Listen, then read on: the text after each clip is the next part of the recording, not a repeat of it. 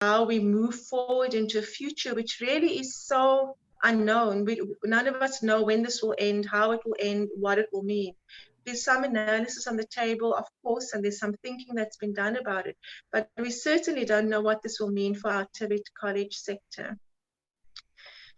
It's almost a little bit unfair to be throwing out bits almost like a shopping bag, you know, from different projects, because and it almost undermines the projects a little bit, because these projects are all deeply rooted in theory. And in fact, for most of these projects, the work of the project is not so much its empirical findings as a theoretical work that emerged from the project. But I think there'll be other times, you know, and we can always talk at another time, invite us, we can share them with you, and we're trying to write some of that up now anyway, so it will be around then. So let me start moving through these vignettes, because that's what they are, and they're in no particular order. They're quite random. I've literally put my hand into a project and said, that's interesting, let's share that. And that one's interesting, let's share that. So let me do that now. Before I do, may I check if there's somebody running the waiting room, because I'm managing the waiting room and doing the presentation, which is really hard. Francis, can you take over the waiting room, please? Leslie, I'm admitting people. Are you admitting? Oh, all right. So you're back, Tabu. That's fantastic. Great, great, great. And maybe, Francis, can you back up for Tabu in case he loses connection again, hey? Okay. So the first vignette that I want to share with you comes from the DHET Tibet College's research program. It's theme 3.1, which focuses on student demand. There are many themes in this research program, like many.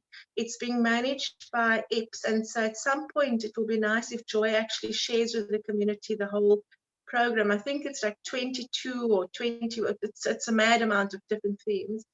In this theme, we are tasked with trying to work out what students are demanding.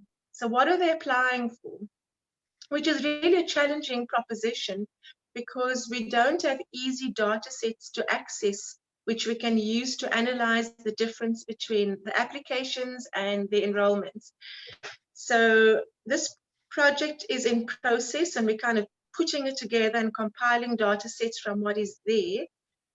But I thought it will be useful just to give you a feeling of what we've got at the moment. And to be honest, I don't think the direction is going to shift.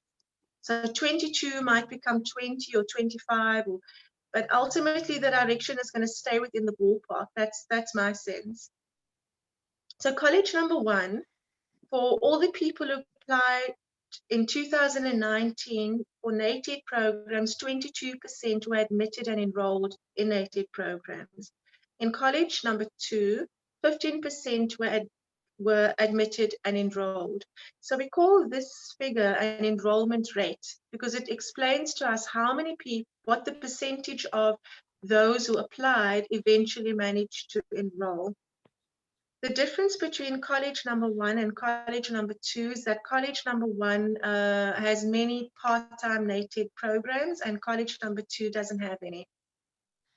In terms of NCV, college number one, 10% of those who applied were admitted. So the enrollment rate is 10%. And college number two, the enrollment rate is 17%. The total for college number one is 19% enrollment rate. And college number two, the enrollment rate is 16%.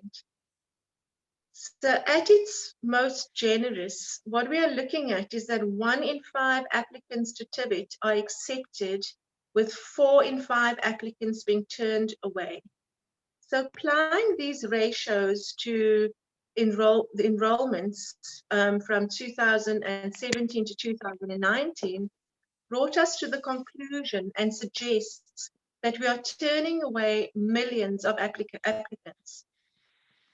At its most generous, if you use it as a 4 in 5 applicants are turned away, then we're turning away about guesstimated 2.2, 2.6. It really depends on how you calculate the NATED headcounts annually from the sector. 84% of those that are turned away in the 2 colleges that we worked with have a matriculation. So this is really worrying. we're taking these young people to matric. They can't get into the university. We don't have enough space to accommodate all of them in university. Many of them don't have exemptions. They can't go to university. They've not been accepted. And you're now in this situation where they had nowhere to go. So for me, this data suggests an enormous crisis in the sector and it's a social justice travesty, really, because we have a post-school sector, we have a policy for our PSET sector, and in practice, I'm not sure that it's really accommodating. The accurate little vignette is from a study we did with CETA. It was done during the it was done during COVID-19. It's called COVID-19 Youth Voices. So we did it during levels 5 and to levels, lockdown levels 5 to level 3. The quantitative bit of this, we asked these young people how they felt about micro-credentials. And we asked them they responded quantitatively. And so out of a weighted mean response, 6.8 out of a possible 9 was in support of micro-credentials. I'm going throughout this presentation, I'm going to give emphasis and priority to the voices of these young people that we've spoken to. Our work has really emphasized that their perspective matters, that their voice matters, and that we need to be hearing their voices, and that historically, we haven't really done that very well. So throughout the presentation, I'm going to do that. I won't be able to read all the quotes maybe. So maybe you, as we go along, just kind of skim them for yourself. So sometimes you don't have funds for fees, at least when it's a shorter course. Maybe it's cheaper. You work, make money, and then you start thinking of another course. You will do it bit by bit. After those years, you will get a full course. Then you get a better job. Bit by bit, you go forward. It's motivating, that thing of getting a certificate. Each and every module, you are getting something. So I think if it can go like that, it can reduce dropouts. I have subjects per trimester. This is a slow way. Micro-credentials will work for me with time management to do it quicker. The feeling and the sense that I've gotten engaging with the perspective of these young people is that what they are saying is that as poor people, it's really difficult for us to commit to longer programs. As poor people, shorter programs allow us at least to go forward bit by bit. And the current system doesn't allow us to go forward at all. Maybe this is better. So as an educator, and I have a huge issue with micro-credentials. You know, for me, we fought the fight in the 80s and 90s. Even during the NEPI process, we wanted to protect occupations. We wanted to protect occupational knowledges. And the unions fought strongly that now that we are opening up skills development spaces to Black people, we're not going to dilute those knowledges and present to our communities a diluted form of vocational and occupational knowledge. And so the idea of micro-credentials is a difficult idea, and it's an idea that sits uncomfortably with me. And a part of myself keeps thinking, they are not educators, they don't understand pedagogy, you know, they don't understand the implications. And another part of me, the more humble part of me, says, maybe we need to stop and listen. Maybe what they're saying is that this might actually be a more meaningful option for their lives than what is currently happening. So it's a vignette that I'm again just throwing out there. We've done quite a bit of work in looking at the implications of training for the informal sector and what this might mean for TVET. And over the course of the last few years that we've engaged in the informal sector and try to understand, how do skills actually work? How does learning happen? What is a labor process, for example? It's we've been challenged, and a lot of the assumptions that we've had about how skills work and how work works in the informal sector is simply wrong. And so I want to just share a quote from Zaleka. She is a baker. She bakes in a local urban township in the Nelson metropolitan area. And it's also a quote that was included in a publication that Simon and I did. So she says, I gain more knowledge at home and practicing than I would at the college. And this is a response to me asking her, would she like to go to the college? Would she like to formalize her qualifications and get in and be credentialized? And she says, no, I gain more knowledge at home and practicing. It's not hard to follow a recipe and just spice it up to make it your own. Most colleges would teach me what I already know, or they want me to learn on big mixers and machines. That doesn't help me. For me, it's about managing my oven and making sure that I get the most profit from the ways in which I arrange my oven. It's about making sure that the small kitchen is always clean and hygienic, even if you're in the middle of a big order. It's about always being friendly, because tomorrow, that is the person who will need a birthday cake. You can definitely learn, but you always need to find someone who is better than you and who can help you right now. And for me, that person is my grandmother. So what Sulika's flagging, she's flagging that the way in which she uses her tools and the tools that she's using is very different. She's flagging that the way in which she engages with her customer base would be very different to a baker who's working on a big mixer in a commercial kitchen. She's flagging that what is important to her business and what is critical is, in fact, keeping her small kitchen clean whilst working, because she can't separate her business space from her production space. They are, in fact, the same space. And later on in the same discussion, she shared how people knock on her door day and night, and she's got to always be happy. She's always got to be dressed. She's always got to be neat and clean and tidy. And so must her kitchen be, so that she can welcome them into the space where she will be preparing their food. But that is also the space that she delivers their food to them, because they collect from her kitchen. We spoke with we worked in the engineering in our Mercita project, which I'll share later, mainly with young people who are earning their livelihoods in the informal sector in engineering related areas. And it's incredible to see how skills work within these very interactive communities, where there are some common skills that everybody needs to have. There are some common cultural norms that everybody needs to buy into.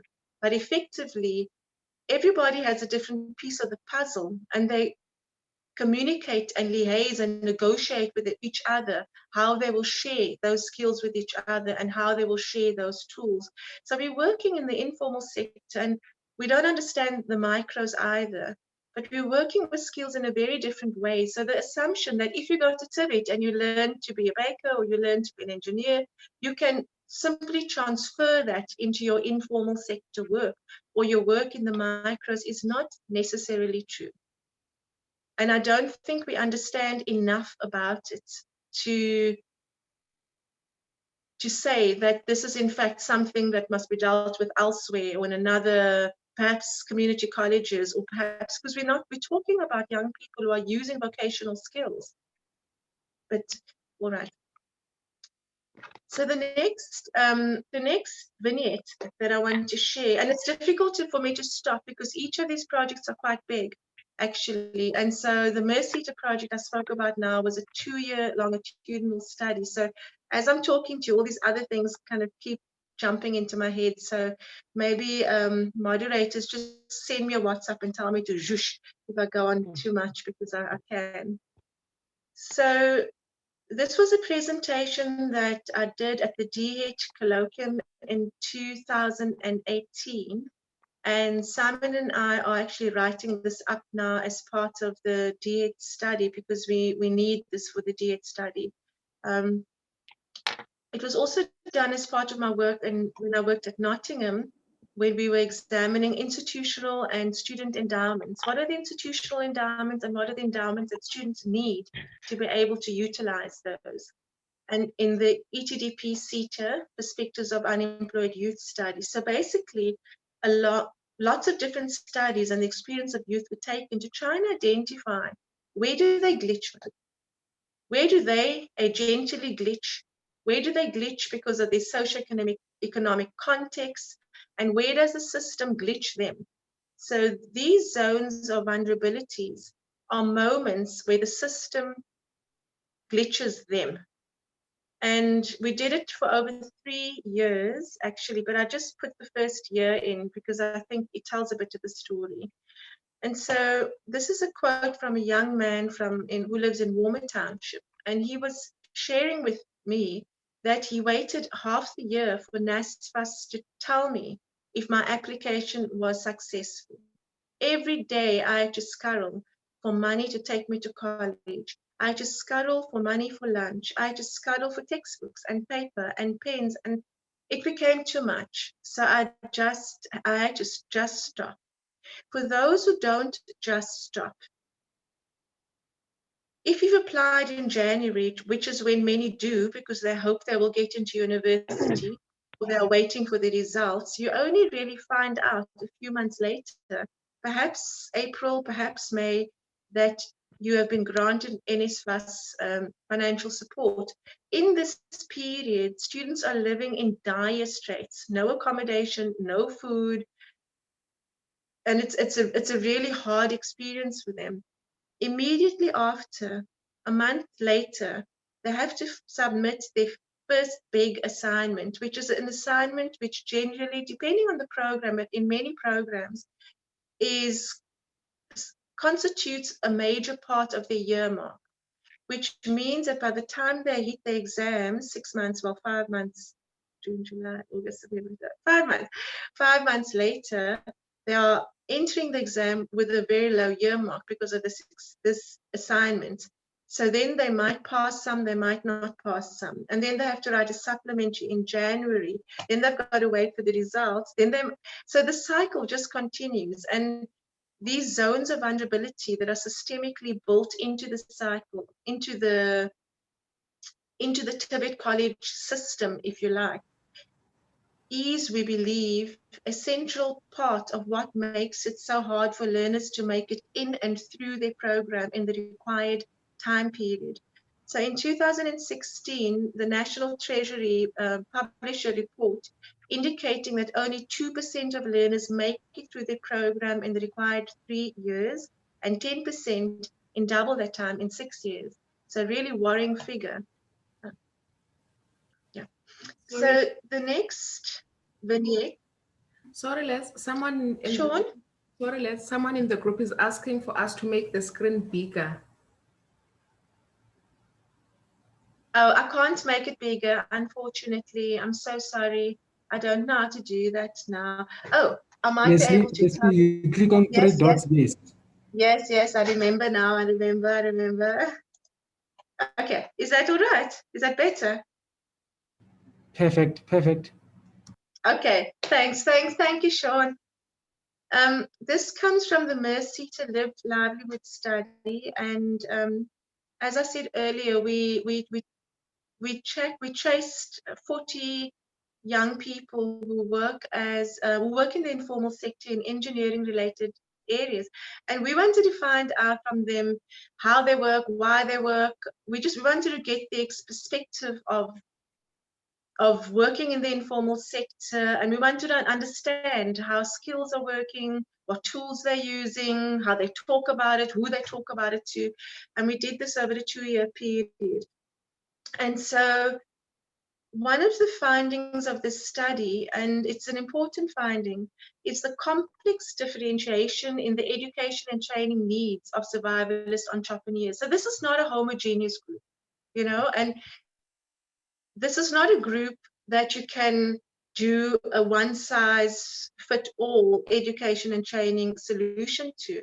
We applied a few different theoretical models, but it's clear that they have very different aspirations, very different relationships to their craft, very different understanding of what excellence might be within their craft, and very different hopes about where their craft might take them in the future.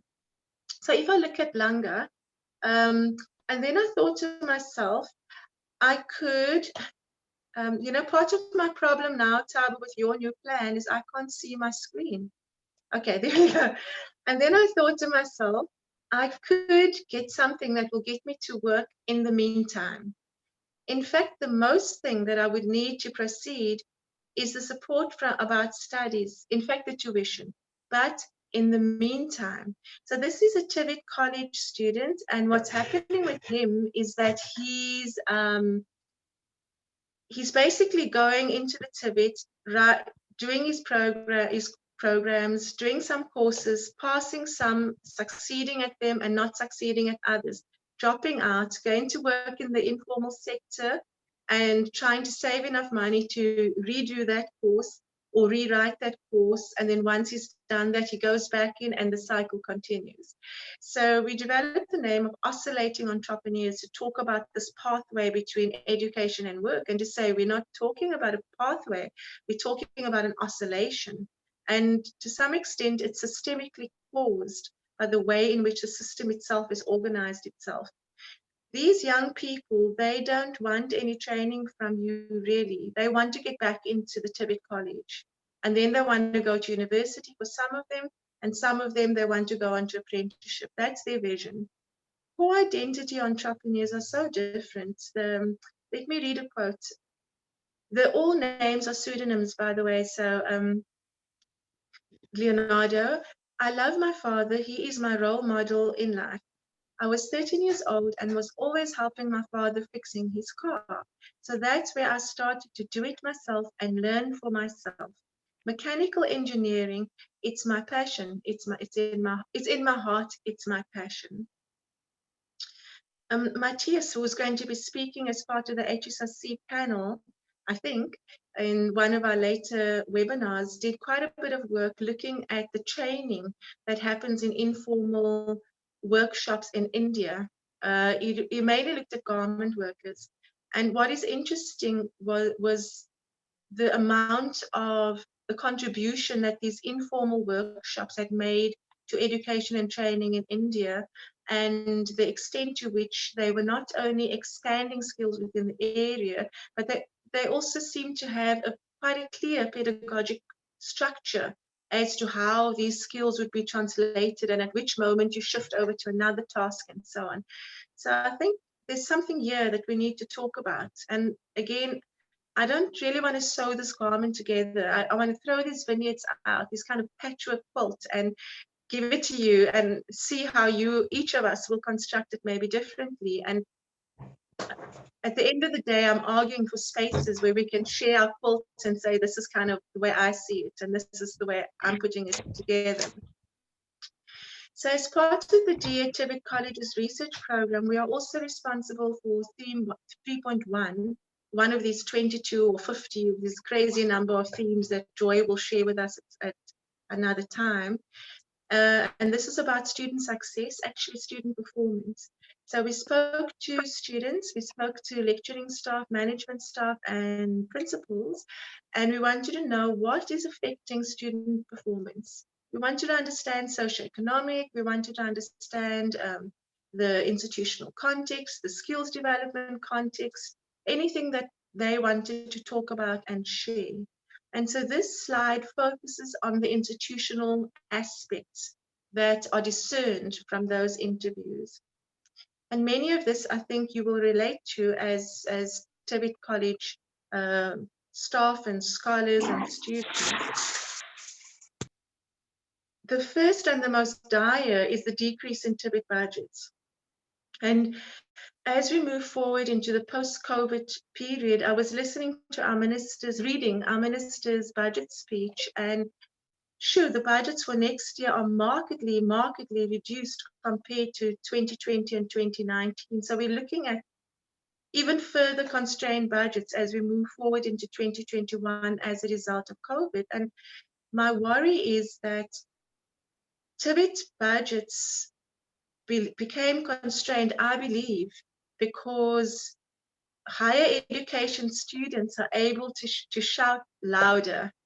And so when higher education became free, and free higher education was put in place, which I supported and which I agitated for with the students, the money, I believe, gets shifted from Tibet and from community colleges. And this is not a South African problem. This is not even an African problem. It's an international problem where Tibet tends to be the one place where budgets get shoved out quite quickly. And I'm really anxious about what this means for Tibet going forward, seeing that Tibet was really constrained up till now in light of the constrained budget for 2020. So Tibet college students, seeing that higher education students have free higher education, have basically decided we're not paying our fees. And so there's a growing student debt, crumbling infrastructure, workshops that desperately need upgrading and maintenance, lecturer development, desperate need for safe and clean student accommodation, need for management ICT systems, outdated programs, limited access to Wi-Fi, late NSFAS payments, which is also part of the culture of students applying to the Tibet College late, which means that the application gets processed late and there's a domino effect.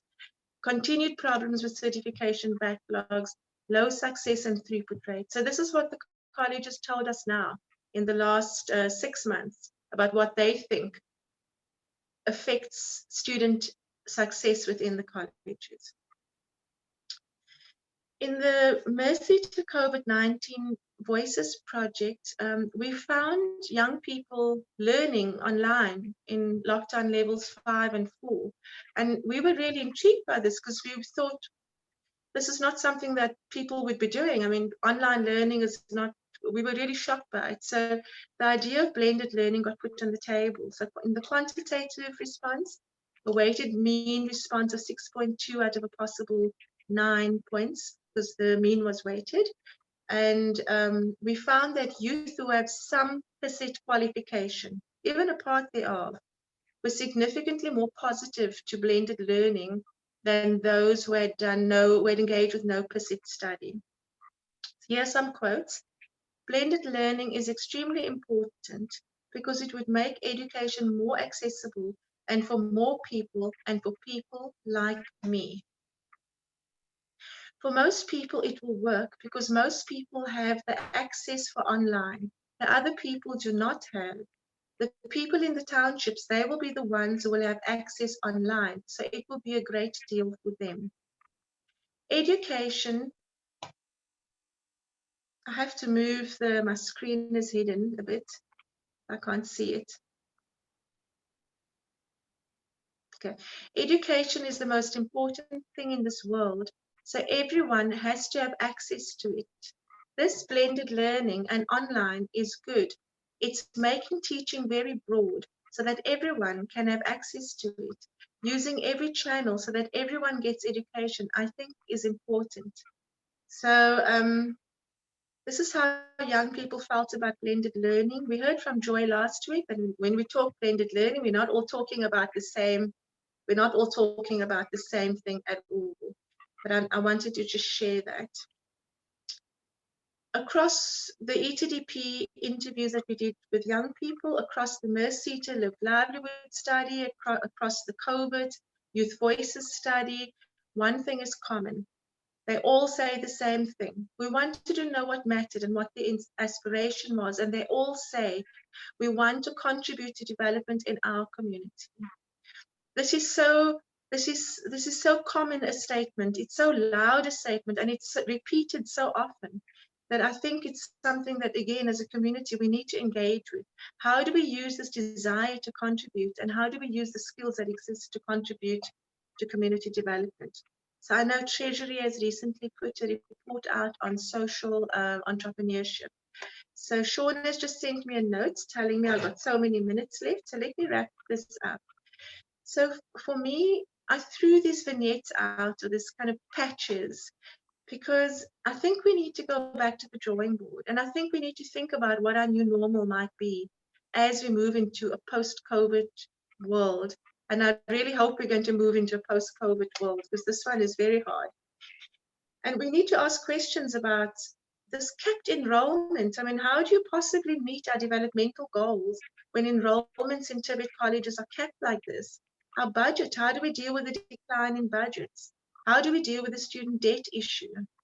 How do we deal with the risk that it's the Tibet colleges who in fact will be the hardest hit, perhaps together with community colleges? The decolonizing agenda, what might this mean for Tibet? What, if anything, might it mean for how we understand occupations, occupational knowledges, for how we understand skills?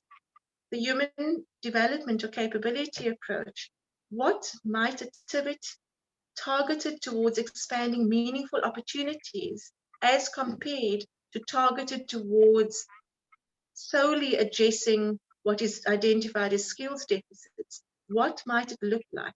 And functioning as a vehicle for transformation, what might that sector look like? What might a Pan-African Tibet agenda look like? I mean, our African Tibet agenda has been kind of a World Bank agenda or an ILO agenda or a DFID agenda, or I'm not to remove the agency from our continent and the fact that we have some agenda on the table, but we haven't really come together as a continent to say, what is our agenda? What does a Pan-African Tibet agenda look like? So this is a UNESCO, a quote from a UNESCO document where the call was for a radically transformed VT with the target of VT changing from economics to individuals, but also transformative. And that it doesn't just adapt to current work and societal change, i.e. it doesn't just reproduce, but it aims to challenge and transform those. So in light of this, who and what are we responding to when we call for responsive Tibet? Whose needs? What needs? When we start talking, as I'm hearing more and more talk about a differentiated sector, what does that mean? The ETDP CETA at the minute has a Colleges of Excellence program running, and a handful of colleges are being given additional financial and technical support in order to move them along that pathway. What does this mean for our college sector? What does it mean for the rest of the colleges? Are you not colleges of excellence, or how does this work? Vocational schools has become a big part of the dialogue in terms of the Department of Education, the idea that TVET should be offered at schools, and if so, which TVET, and what does it mean for our colleges? There's so much we're not talking about, you know, and there are these holy grails that sit underneath TVET that we really need to go back to the drawing board to re-examine. So to some extent, I'm calling for, public deliberation. I'm calling for space to be opened up in which these deliberations could take place. To some extent, I'm expressing this call against a background of disappointment that we have not had a Tibet Commission in this country. And when I sit and I watch the Zondo Commission and I hear that it's cost us 700 million to deal with the Commission on Corruption, my heart breaks really, because we so desperately need a commission on our Tibet sector. And I think we've never had it. And I know that our youth formations are here. And I know that I've said almost tauntingly that the higher education systems shout louder. The higher education student formations, they shout loud. But I feel we're at a moment where we really need to reimagine the system. And just to go back to what Sonia Taylor said, normal never was for us in the Tibet sector. It absolutely never was. And quite frankly, it should never be. We must not go back to that. We need to work out and reimagine and rethink and dream about a new system. When we were reporting to HETSI, our goal was an equitable, single, coordinated FET system. And it was an achievement, taking all these bits and putting it together. And that was really the achievement of that ministry. Yes, the CCF provided technical research support, but ultimately that was what they did. For better, for worse, and however one might contest the ideological underpinnings. But we're in a different moment now. We know more, we've learnt more. We were sent in those periods, and we went to the UK, we went to Australia. I know Barry Masochas here, he supported me to go to the UK, and I spent many months looking at the institutions, and thank heavens, because we don't have sectors that we could just look at in the developing context. So we took things. But now we've got a sector, and I think we must go back to our toddling, you know. And my mom says you bend a child while it's young. That's what my mom taught me when I was a mother of a young child, which I no longer am. I think we were the Tibet sector now with our toddler. Maybe we must bend the child while it's young, you know. And so my message again is spaces for public deliberation. This is one space, of course, but we need many, many more. And a call, please, can we not go back to what was that normal? We don't actually want to do that. So thank you so much for listening, colleagues. Thank you very much.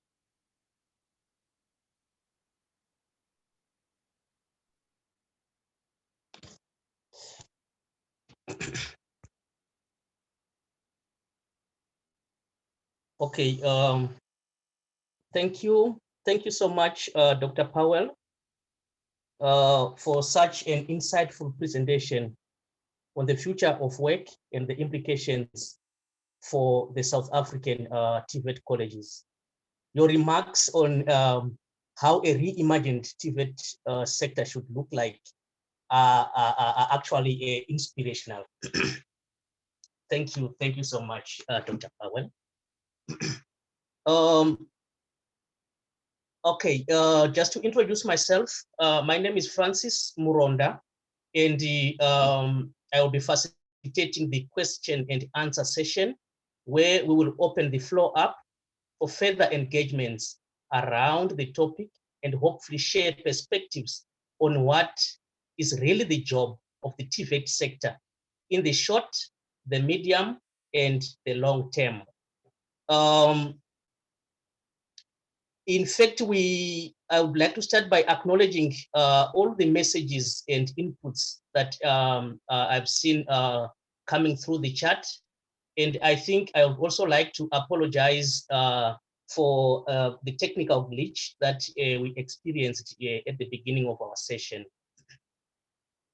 So having said that, I will start by reading some of the inputs that came through the chat, you know, and then after that, we will give 10 time to participants that will be raising virtual hands.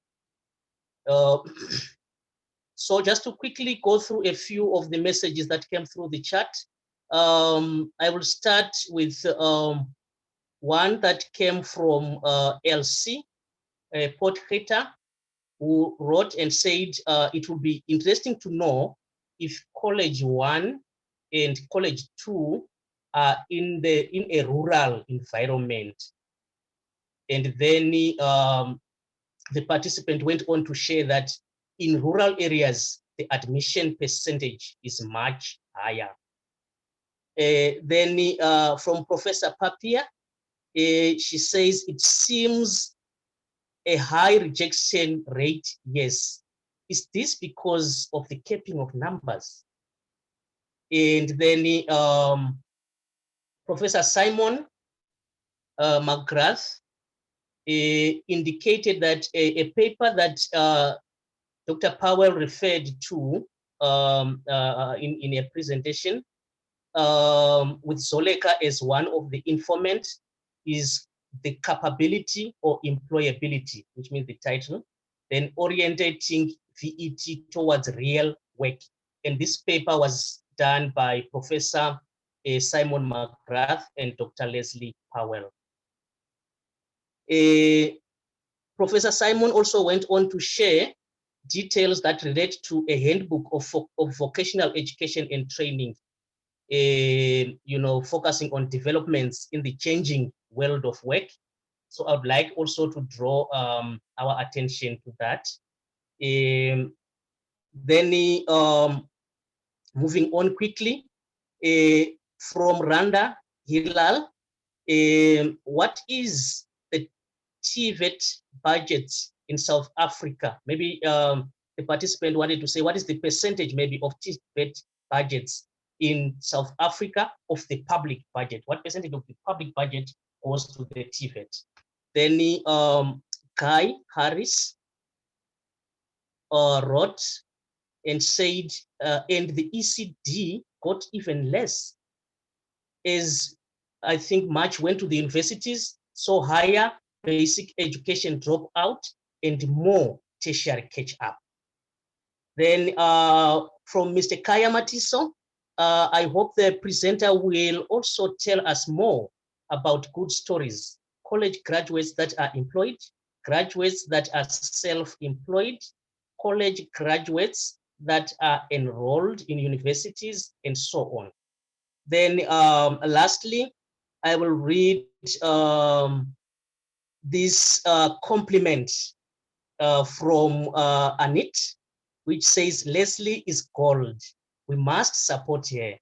Thank you for such a caring and diligent, good research and work. So those are the few inputs that I have selected from the chat. And I would like at this point maybe to hand back to Dr. Leslie Powell so that she may respond to some of them. Over to you, Dr. Leslie. Hi, just to respond to the enrollment rate question, yes, Joy, it's because of the capping of the numbers. And to say that, yes, you are correct. Both of these colleges are urban colleges. We had to work with institutions that have an electronic admission system, and there are only 6 of them in the country, so we are limited by the data that's available. So yes, you are right, they are both urban colleges. Randa, your question about the Tibet budget, I know that 2020, the budget was 13 billion. That's what my understanding, but maybe someone else in the room can help to answer Randa's question. Maybe I can hand it over. Joy, Seamus, Steph, maybe there's other people in the room who can pick that question up. Kaya and a few other speakers have spoken about also talking about the good things, and absolutely. I really think that we don't want to throw the baby out with the bathwater or the toddler out with the bathwater. And indeed, there are pockets of excellence. There are colleges who are every college, in fact, that I've ever walked into has within that institution pockets of excellence. And one of our jobs that we have not done and that I've been agitating for the last 5 years is to do a full-on audit of excellence so that we have a sense of across the sector, where are our great little bits and where are bits that are glitching and we need to provide more assistance to. But I suppose my argument also is that we've orientated our Tibet College sector to work in the formal sector.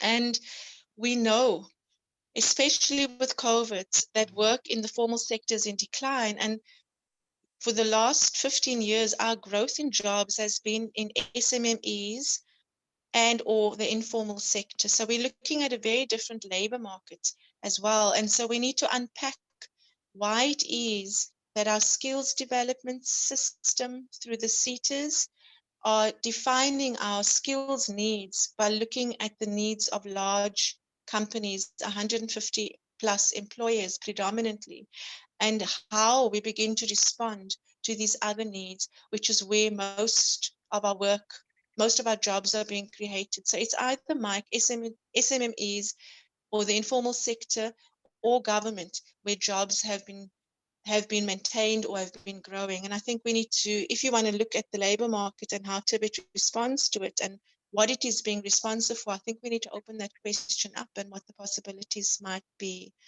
So thank you, Francis. Thank you, Dr. Powell, for responding with clarity to the points that were raised from the chat. I'm looking for hands, and I would like to invite participants to please raise up hands in the chat so that we may give you the opportunity to make an input during this engagement session. And in the meantime, as we wait for hands to come, I see that there is a few other messages that are trickling, through the chat. And this one is from Tokozani Blambo. And Tokozani says, the establishment of Centers of Excellence, COEs, by the ETDP SITA in collaboration with the DHET is mainly about establishing 4 IR laboratories in the 10 chosen colleges with an aim of creating a template which can be followed by the rest of the TVET sector. This is in no way suggesting that the TVET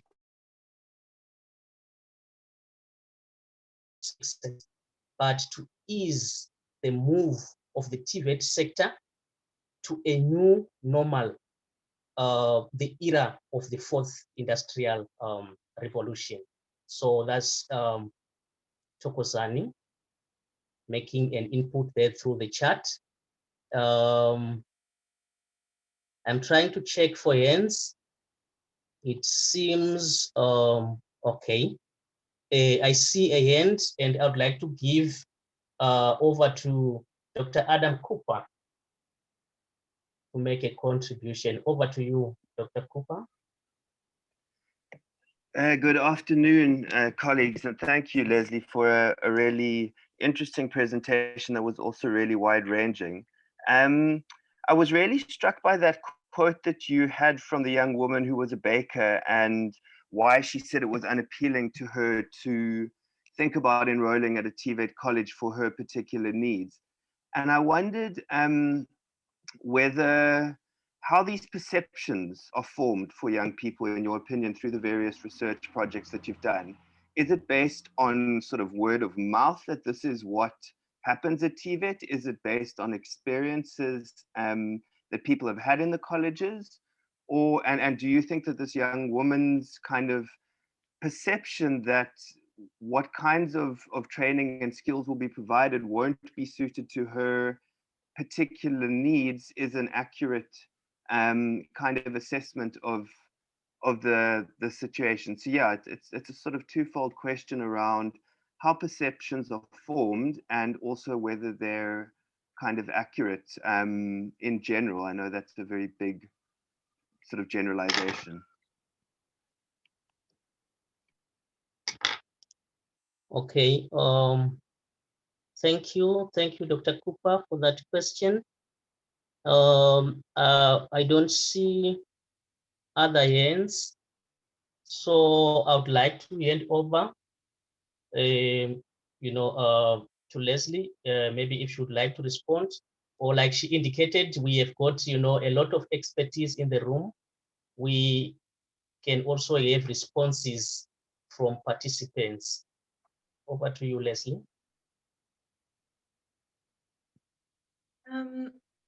Yes, it will be nice if we can, other people can also jump in and respond, to be honest.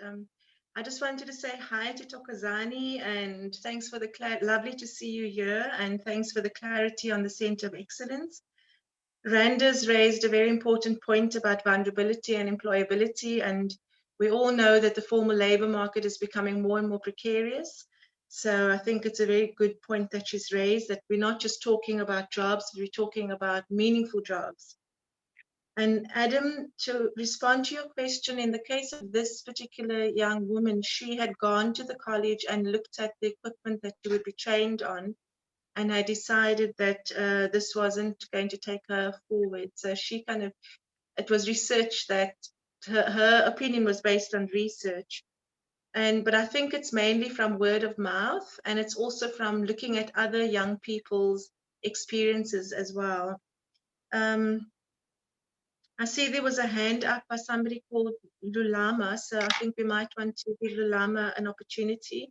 Also, Simon is online, and some of these bits was done with Simon, particularly the work that was done at the University of Nottingham, so it will be nice just to also give Simon some space.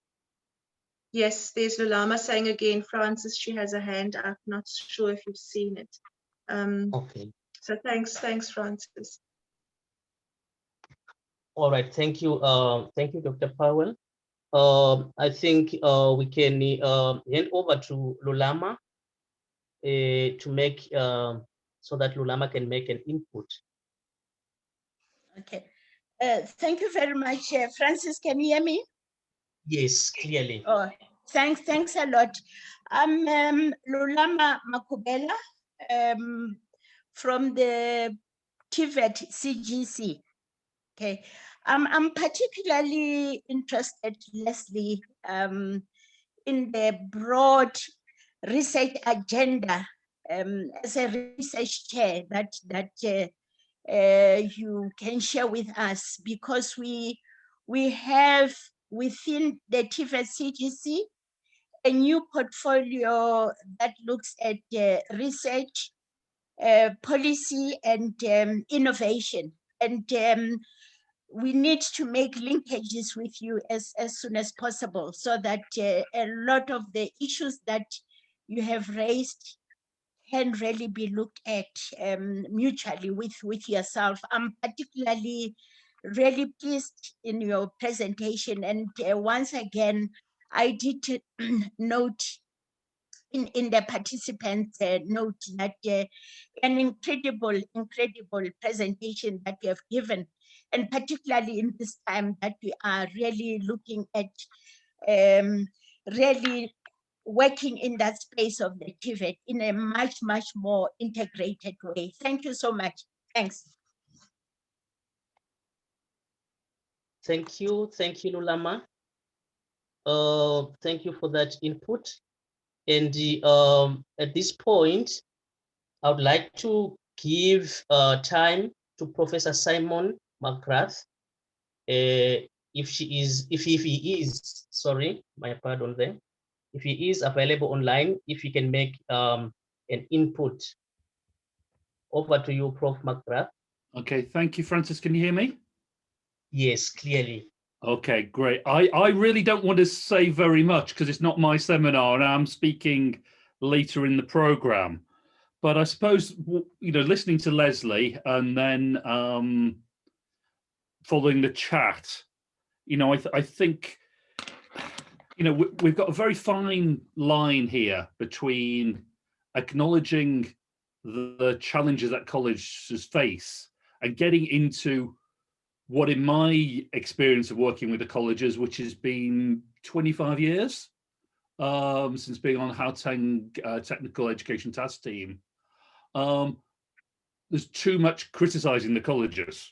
And so clearly we need to avoid that, and we need to acknowledge the good work that is going on there. For those who don't know me, I don't live in South Africa, so you know I'm out of touch with lots of things, but I think I saw a broad unemployment figure of 43% this week. Now that's part of the context, and colleges were set up to deliver a set of skills that is increasingly outdated. Some colleagues talking about the fourth industrial revolution, but that's going to be a challenge. We know that there are labor shedding sectors there. So I do think we need to think very carefully about what it is that colleges can do and to avoid setting them up for failure, because it won't be primarily the colleges and the lecturers and the principals and the students who are failing, but it'll be a system that's made it very difficult for them to succeed in spite of their efforts. So I do think we need to be thinking about, you know, what are the public colleges, which we've been talking about today, what are the colleges for, and how do we support them to be the best that they can within that. But I really don't want to say too much. So thank you, Francis. Thank you, Professor Mcgrath. Thank you for your input.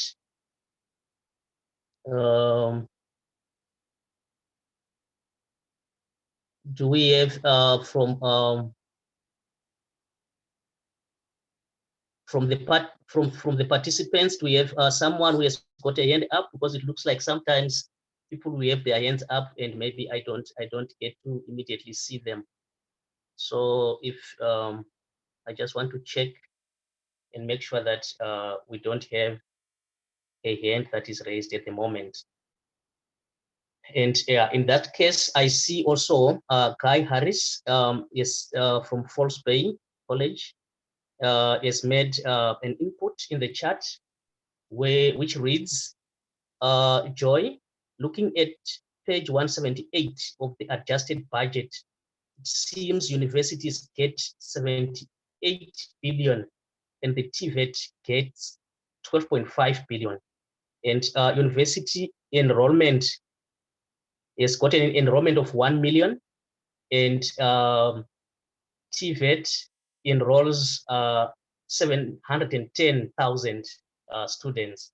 So in other words, I think maybe let me not expand on behalf of Guy, but what I sense there is that if you round that 710 up, it is almost 1 million, which means in terms of enrollment, it's almost the same equal numbers, but there's a big difference in the budget.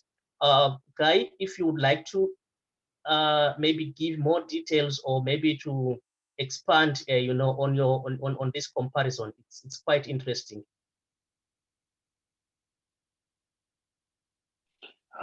Yeah, can I unmute myself and go ahead?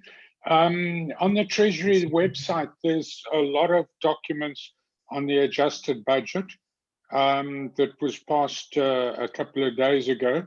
And the Appropriations Committee is actually having hearings on Friday next week, Friday the week after, the 27th of November. And I'm hoping to be part of a group that's going to have input on ECD. But I think there also needs an input on TVET. Just going back to the professor's comment about the unemployment rate, you've always got to look at the expanded unemployment rate, including discouraged work seekers.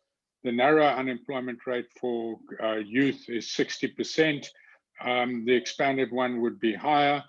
And the skills that youth need to get employed are the hard skills that are provided by TVET colleges rather than the softer skills often through universities. I'm a university graduate myself. I'm not knocking universities, and I work with my alma mater on spin-out companies and that. The other thing, if I could just say that I'm particularly keen for TVET entrepreneurship to be promoted, so that work integrated learning is not just placing people in big companies, and I know that people have had a lot of difficulty getting that in the lockdown situation, but it could also be self-employment. So we need to be pushing, but again, USAF and Department of Higher Education have an initiative that's just totally focused on universities, and TVET colleges are totally ignored. So if you're picking up I'm a troublemaker, yes I am, but I'm passionate about TVETs and ECD, and happy to engage. Sorry about that. Thank you so much, Guy. You're making a very valid point, you know, in terms of comparison there. I see we have got 2 hands. I will give at the moment to Professor Yael, and then after Prof Yael, I will give over to Lulama in that order. Over to you, Prof Yael. Thank you, Leslie, for an insightful and presentation, and provoked a thought in me, and I would like to hear your opinion. I don't want to compare universities and TVET, but I also want to say that the issue about preparing me for the work that I will do is almost a universal claim by students. It's becoming something that students and lecturers believe that there is a possibility and that it's valuable to do something at the place of where you prepare people for work, to do something that almost emulate what they will do in the workplace. And I'm reading it into some of the vignettes, or at least the one with the baker. And I heard your response to Adam in terms of it being something that students share among themselves, you know, by word of mouth. And I'm wondering, what is our position about it? Because I think that one of the things about education, and I'm now not talking what specific colleges that you would call not bad, not good examples are doing. I'm not talking empirically in terms of colleges that that you would say have no quality. I'm talking in principle. Is it really the role of the college to emulate the workplace or to prepare people for the workplace? And in preparing, there's also a value for distantiating them from their everyday, future everyday, and give them something that is more universal and something broader from which they will be able to select something more specific. And students might not like it, but educationally, it might be of high value. I wonder what you think about it. Thank you, Professor Yael. I would like to give over to Lulama. Francis, I had my hand earlier. It was still more on the research agenda issue. So yeah, I don't have a hand again. Thanks. All right. Okay. All right. Thank you so much, Lulama.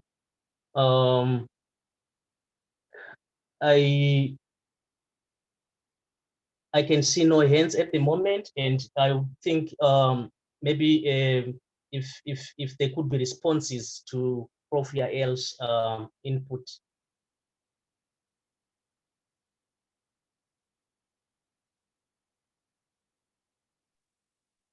I can give it a bash, but there's also a hand up, Francis, DN. So I'm not sure if that was a previous speaker or it's a new hand. Shall I give, can I respond to Yael? Yes, Les, please. Yael, you know, I think we've all got our take on this. And to some extent, we come into the sector with our take on this, you know, and we've come into this COVID moment with our take on this. What is the job of TVET? What is the job of education in general? And for me, my take is probably easiest,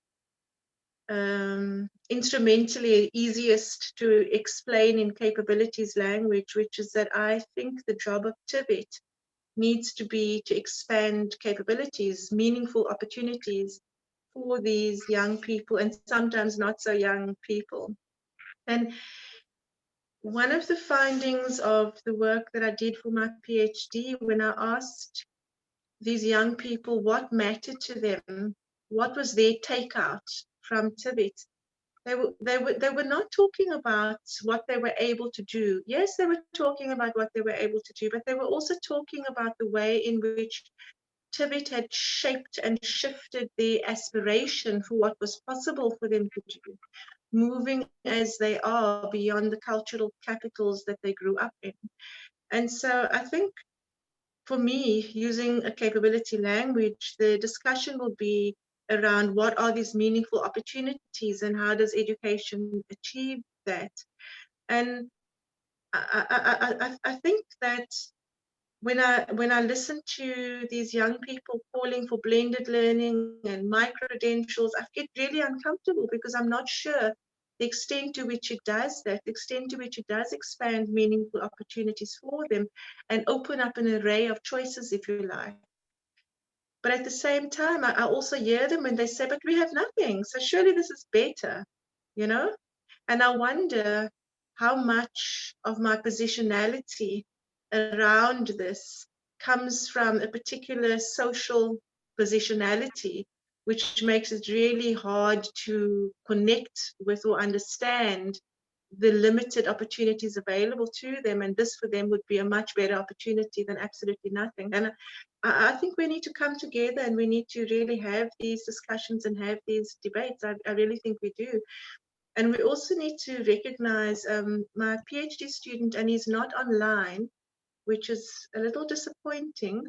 Maybe he is, I didn't see him. It's Lucky. Lucky's just done a really lovely piece of work where he's unpacked how people understand Tibet and what they understand by Tibet. And it's not a simplistic answer. So although we're all talking about Tibet, we're not all talking about the same thing. I mean, some of us are talking about programs, and some of us are talking about institutions, and some of us are talking, we're talking about different things. So I don't want to preempt Lucky's presentation of his own work at a different occasion, but just to nuance that we're having this webinar series and it's about reimagining Tibet, but we're not necessarily all talking about the same thing. For some, it might be a system. For some, it might be a program. For some, it might be, we have different perspectives of what that thing is. But I think, Yael, your question comes to the heart of the matter. And it's one of the things that I love about you as an academic. You always go to the heart of the matter. And I think we must have these debates and we must have these discussions. But when having them, we can't have them from a kind of middle class positionality.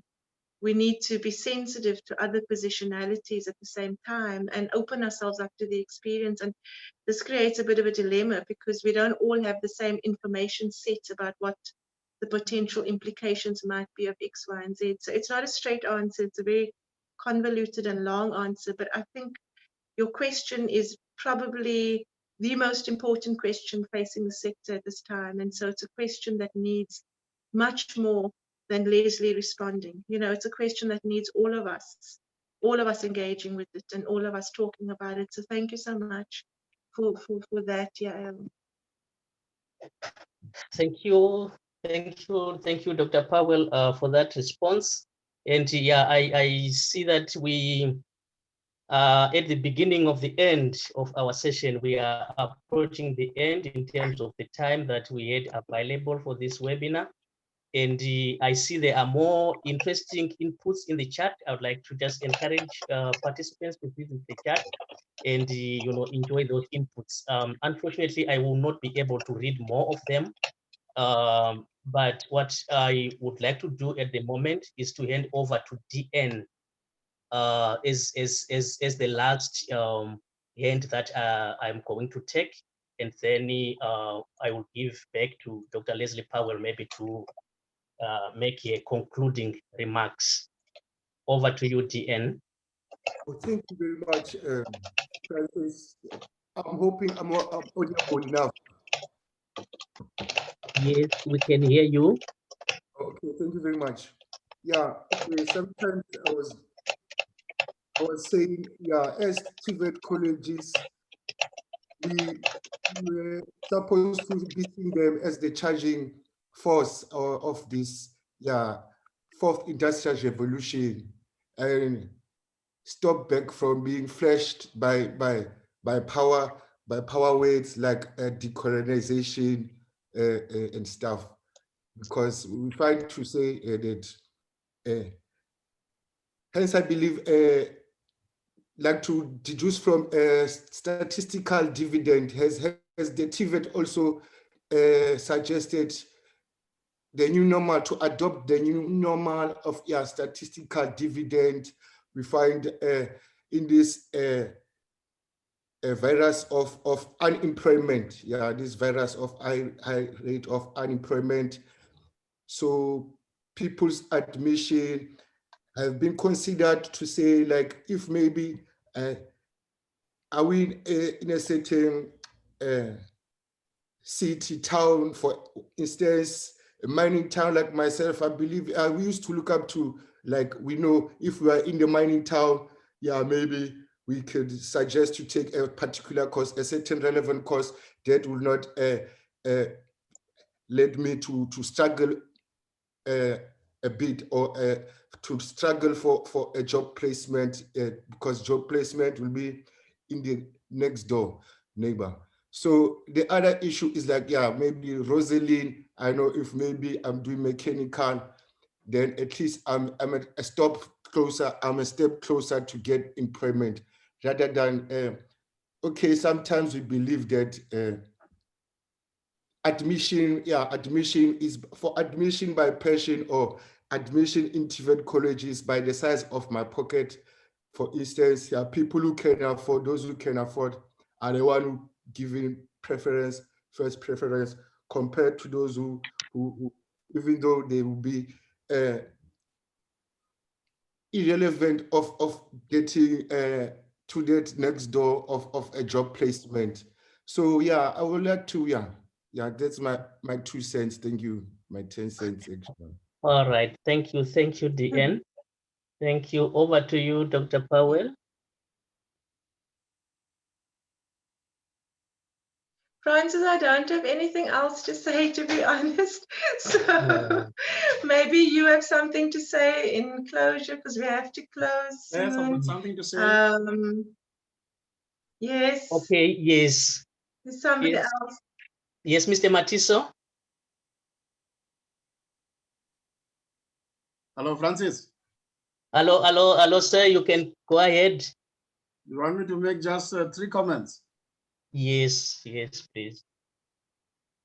Thank you very much, Leslie, my friend. Thank you very much, colleagues. Always interesting and exciting and informative to be part of a discussion of this nature. Thank you very much for provoking our thinking. However, my approach in all the discussions around TVET is always informed by the need to fully understand what development is all about, to fully understand what transformation in education is all about. And I'm raising the 2 concepts because they are relevant, whether you're talking about the schooling system, whether you're talking about the university system, whether you're talking about the TVET system.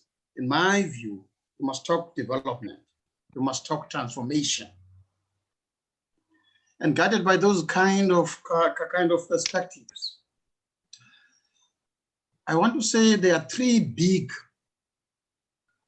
agenda items for the next 5-10 years in our sector, the TVET sector. From my side, only 3 big ones.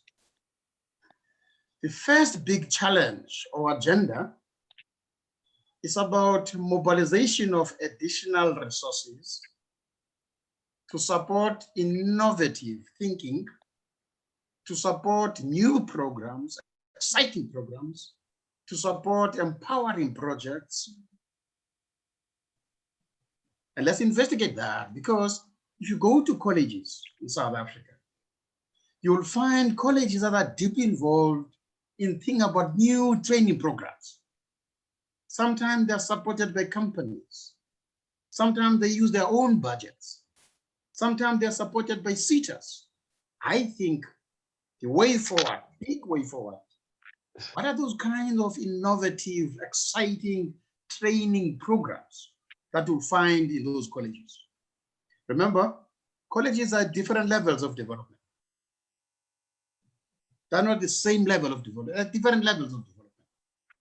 To me, that's ongoing work, new projects, funded by the state, funded by SETAs, funded by the colleges, funded by companies. To me, that's exciting. If you can identify those projects, sometimes they're called centers of specialization. Sometimes they're focusing on student entrepreneurship. Sometimes they're focusing on co-ops. And forget this idea of saying, I'm training these young people for employment. Sometimes you train them for self-employment, not for employment. Sometimes that's outdated. That's the first thing, Francis. Yes. New, exciting training programs. The second big project or big agenda, the improvement of infrastructure. Let's be serious about this. If you go to our campuses throughout this province, Eastern Cape province, for example, some of the campuses, you find that old, outdated infrastructure. That must be addressed. The state must address that. Let's get additional funding for that. Those campuses must be attractive. By the way, I've also visited some rural universities. They've got very poor infrastructure, by the way. So the issue of infrastructure, especially infrastructure, Francis, for teaching and for learning, that must be addressed. You need additional resources to address that. It's very good also to note that I think two or 3 years ago, the department started to give colleges additional funding for infrastructure. We must campaign for that, colleagues. We must campaign, we must fight for that every day. We must say we want more money to improve our libraries, to improve our workshops, to improve teaching facilities. The list is long. That improvement of infrastructure, in my view, is a big project. It's an ongoing project. You can't solve it this year. You can't solve it within 2 years. It's going to take you 5, 10 years. But you must campaign for that. You must fight for that. You must support those poor students. You must support those poor colleges so that within the next 2 years, you can see good infrastructure in those colleges. The third priority, which is my last priority. Again, colleagues must campaign for this every day and every hour. Improved student support services. We're all talking about students here. It's not about you, it's not about me, it's not about the college principal, it's not about the lecturer. It's about that poor young person in that college, in that small rural college. It's about the future of that young person. It's about the needs of that young person. It's about the aspirations of that young person. And therefore, it's an ongoing campaign to support those poor students. And here I'm not just talking about financial aid, colleagues. I'm not just talking about getting the allowance in January, February only. I'm talking about counseling services. I'm talking about supporting our students with disabilities. I'm talking about so many other things that are needed by our poor students. That's ongoing. That must be improved significantly. Unfortunately, colleagues, you need more resources to do that. Just put pressure on the department, put pressure on the state to support those poor people so that at the end of the day, you can talk about good training, good support services for those students. In my view, Francis, I always emphasize those 3 priorities. The new, exciting, innovative programs, improve your infrastructure in each and every college, and very important, don't talk about me, the manager, talk about services to those poor students. Then I'm happy if you make progress on those 3. Thank you very much. Thank you, Mr. Matiso. Well said there. It's resources, infrastructure, and student support services as the 3 agenda items that we must campaign for. Thank you so much. Thank you, Mr. Matiso. And I will move on to closure. You know, where I would like first to actually thank Ms. Shontini for a warm welcoming and Dr. Powell for such a moving presentation that has sparked, you know, this active engagement session that we have just, you know, enjoyed. I would also like to thank our participants and their respective institutional bases, you know, from near and far ends for gracing this webinar. Our sincere gratitude also goes to the DHET, members of the Further Education and Training Student Association, SAFETA, that were amongst us during the webinar, and the sitters, and also to our TVET colleges. Then lastly, but certainly not least, I would like also to express our appreciation to our partners that we are working with, you know, in this webinar series, Reimagining TVET, the implications of COVID-19. I will name them, you know, in no particular order. We have got the Eastern Cape TVET Colleges Research Roundtable, the Department of Higher Education and Training, the Institute for Post-School Studies at the University of the Western Cape, the Nelson Mandela University Research Chair for Youth Unemployment, Employability and Empowerment, together with the Faculty of Education, you know, at the same institution. We also have the Center for Research, Education and Labor at the Wits University, the Human Sciences Research Council, which I think is a partner who is also assisting, across the board with the technical hosting, of all our webinars. Thank you, the HSRC, for that. Then we also have the University of Nottingham, all the way from the United Kingdom. We thank you. We thank you for your support. I'm also looking forward to our gathering and our next webinar that is going to take place on Friday, the 27th of November, at the same time, which is 12 o'clock to 1:30.